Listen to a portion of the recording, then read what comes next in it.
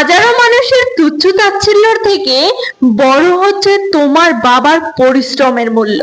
একটি বাচ্চা ছেলে প্রতিদিন তার বাবার ভাঙা সাইকেলে করে স্কুলে যেত এবং এটা দেখে তার কিছু সহপাঠী বন্ধুরা হাসাহাসি করত এবং তাকে অনেক তুচ্ছ তাচ্ছিল্য করে কথা বলতো।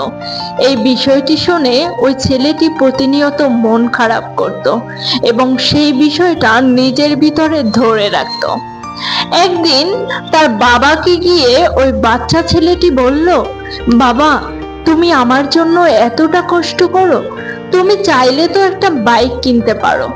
তখন বাবা একটু মৃদু হাসি হেসে তাকে বলল, আমি যদি বাইক কিনতাম বাবা, তাহলে তোর আজকে পড়াশোনা করা হতো না। আসলে আমি যে টাকা ইনকাম করি সেটা আমাদের ফ্যামিলির পিছনে এবং তোর পড়াশোনার পিছনেই খরচ হয়।